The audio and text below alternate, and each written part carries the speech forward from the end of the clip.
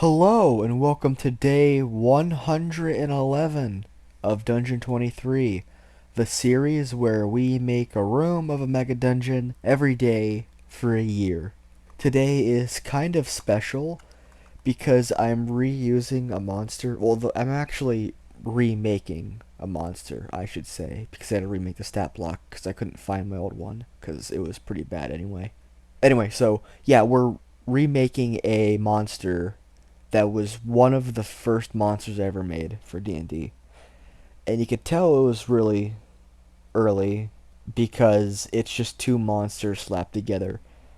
In a way that was quite lazy at first, but I kind of made it to be a bit different, so hopefully it's a bit more fun of an encounter as opposed to just kind of tacked on, like one creature's ability tacked on to another. So, this is a phase frog. We're going to hop over to its character sheet. I'm going to let that pun sink in.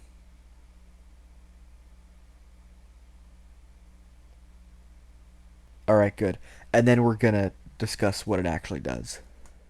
So, the phase frog is a medium abjuration. It is not native to the material plane, although it does do hunting here. And as it is a unintelligent creature, it is unaligned. It has a pretty low armor class of 12, not too hard to hit, especially at this level.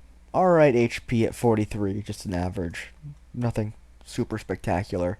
Pretty slow movement at 20, but it does have a pretty good swim speed, although that's not really useful here. Pretty decent stats. 15 in strength, 13 in dex, another 15 in con, a 3 in intelligence, a 10 in a wisdom because most animals have a 10 in a wisdom because they are not on it's their perception skill, so it's always a bit average. And then charisma is low, but not as low as most animals because it is an abjuration, or rather aberration, not abjuration. Same root word, I guess.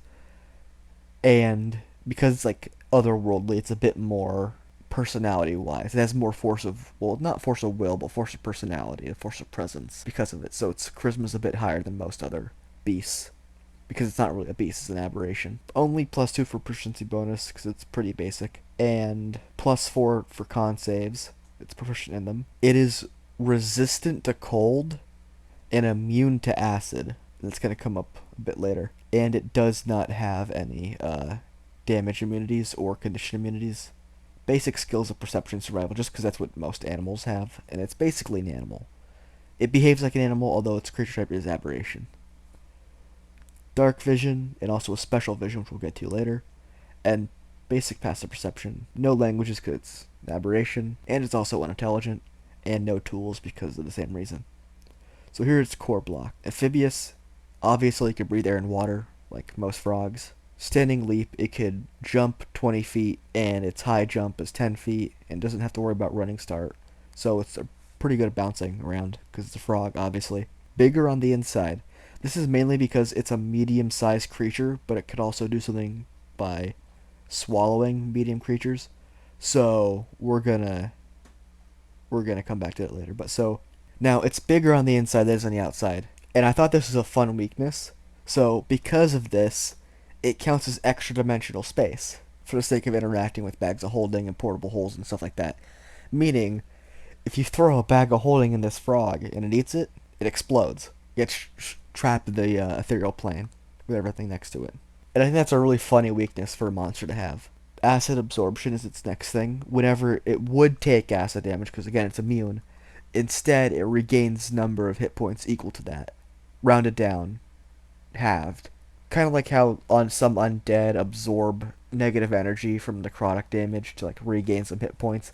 Although I don't think actually it's a big thing in 5th edition, but basically it's the same basic principle.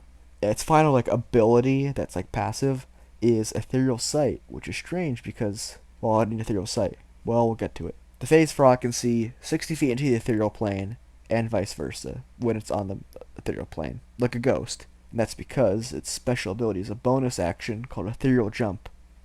As a bonus action, the phase frog can magically shift from the material plane to the ethereal plane and vice versa. Because the original iteration of this creature from 3 years ago or 4 years ago, the original iteration of this creature was it was just a giant frog or giant toad, I'm not sure, with a phase spider's phase ability slapped onto it. Now let's actually talk about its attacks, or actions rather. Well, attacks. Its swallow ability, which we'll get to because it's based on this. So bite, basic attack, just a d8 plus 2 bludgeoning damage, plus 2d6 acid damage, and the target is grappled for the DC 13 escape attempt, and until the grapple ends, the target is restrained and the phase frog cannot bite another target. Basically, like most grappling attacks, pretty basic, although it does do acid damage and a poison like the normal frog does, and that's because I want this to have like an acidic thing, because it kind of comes from the plane of water, but it also goes to the ethereal plane, so it's a bit tricky like that. The next thing is Swallow, which is an ability that the giant toad and the giant frog have. And I wanted it to be a medium-sized creature, but also wanted to be able to swallow a medium-sized creature for its funny little gimmick. And I didn't want to like have it be like, well, how does a medium-sized creature fit inside a medium-sized creature? So it's just bigger on the inside, and that's what gives it that crazy fun weakness of extra-dimensional space weakness. So Swallow works the same way as those for the most part. Makes one bite attack against a medium or smaller creature. It is grappling, actually target, so it could swallow objects too. If the attack hits, the target is swallowed and the grappled ends. The swallowed target is blinded and restrained and has total cover against attacks and other effects outside the phase frog, and it takes 3d6 acid damage at the start of the phase frog's turn. The phase frog can only have one swallowed target at a time, and here's the fun part. If the ethereal frog travels to the ethereal plane, or vice versa, then the target swallowed at the time, or rather the swallowed creature goes with it. Basically, your little gnome guy trying to do your little magic, because getting too up close to it, it swallows you, hops into the ethereal plane, and if you kill it or if it coughs up, you're on the ethereal plane now. So, to be worried about, you could basically kill your character that way, because you're trapped, essentially, on the ethereal plane. Or just wait for the ghost to get you, because there's a ghost projector on this floor.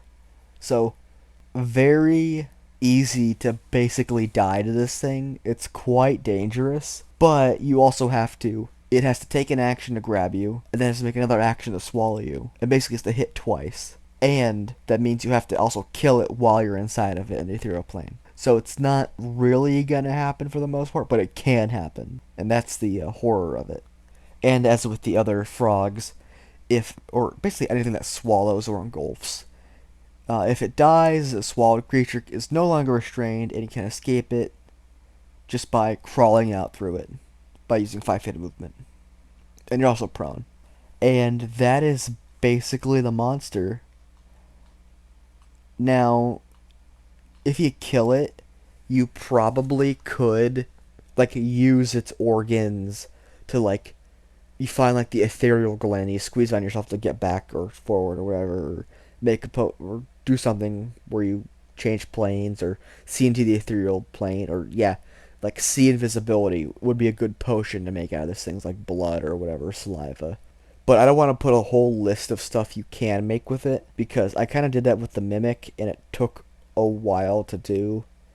And really, whether or not the party makes it or not, it's up to them. If they have an idea, then just roll with it.